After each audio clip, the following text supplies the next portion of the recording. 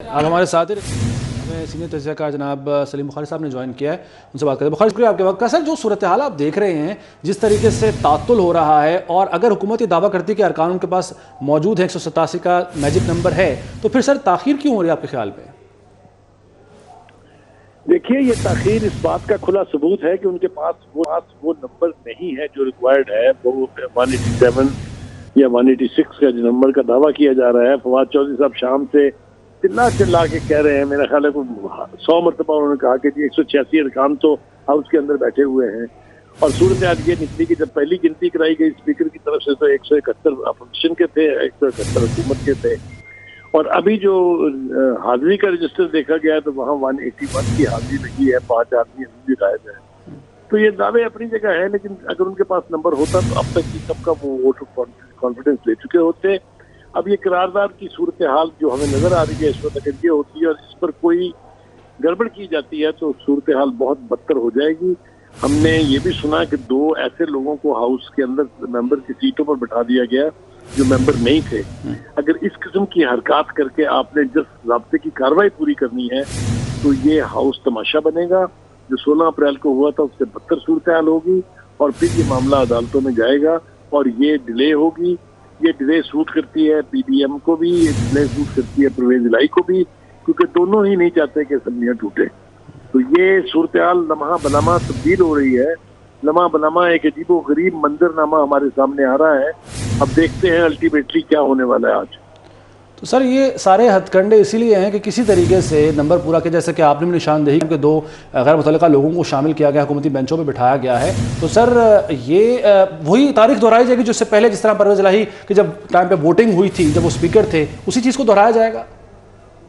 मेरे ख्याल से उसी तरफ जा रही है सूरत हाल, क्योंकि अगर तो अदालत के हुक्म से बचना है तो आज ही रात उनको ये वोट ऑफ कॉन्फिडेंस की कार्रवाई जो है वो मुकम्मल करनी होगी।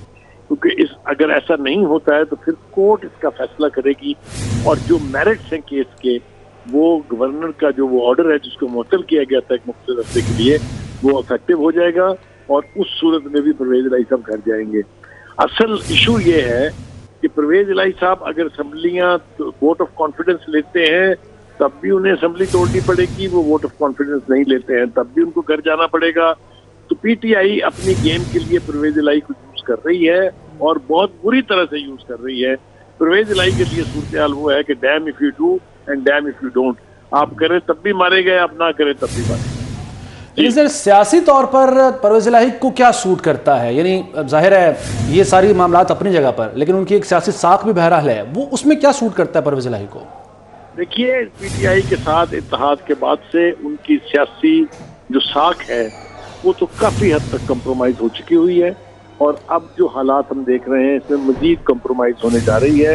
तो उनका सियासी एतबार से तो बहुत नुकसान है। एक तो ये कि 70 साल की जो उनकी फैमिली की तारीख थी सियासत की, उसमें खलीज हायल हो गई है। चौधरी परवेज इलाही और चौधरी शुजात में कुछ तसव्वुर नहीं कर सकता था कि कभी दरार पड़ेगी, लेकिन आज दोनों जो हैं एक दूसरे से अलग, दो मुख्तलिफ कैंपों में बैठे हुए हैं।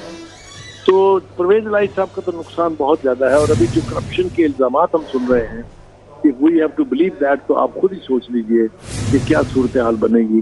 तो ये मंजरनामा जो है किसी भी एतबार से परवेज इलाही साहब के हक में नहीं है। अब देखते हैं जो भी फैसला होगा। करारदाद मुझे लगता है कि पेश होने वाली है और अगर ये हो जाती है तो फिर देखेंगे कि ये ऊंट किस करवट बैठता है। ठीक है सीनियर तज्ज़िया कार साहब, ये तो ऑब्वियस हो रहा है कि नंबर गेम पूरी नहीं है हुकूमत के पास, इसलिए इतनी ताख़ीर हो रही है। लेकिन ये ताख़ीरी हथकंडे आखिर किस लिए हैं आपके ख्याल में? मेरे ख्याल आज जो एक बहुत ही इम्पोर्टेंट था जो जज साहब ने फरमाया था वो 24 घंटों में कि आपके पास है वोट और आपके पास अक्सरियत है तो आप अपनी अक्सरियत को मनवा लीजिए, समाज का वोट दे लीजिए। जो 24 ये एक मानी खेज बात है और मेरा ख्याल है कि इसीलिए किया भी गया है कि अगर कल दोबारा जाए। ठीक है, पंजाब असम्बली का इजलास कुछ देर के लिए मुलतवी किया गया है। कानूनी तकाज़ों को पूरा करने के लिए इजलास को ख़त्म किया गया। अब इजलास का नया एजेंडा जारी होगा। नए एजेंडे में वज़ीर आला पंजाब के इत्मीनान के वोट का जिक्र किया जाएगा। राना सनाउल्लाह राताल्लाह चारण मेहमान गैलरी में आ गए हैं। फवाद चौधरी, हमाद अज़हर, उमर सरफराज चीमा दूसरी जानिब गैलरी में मौजूद हैं।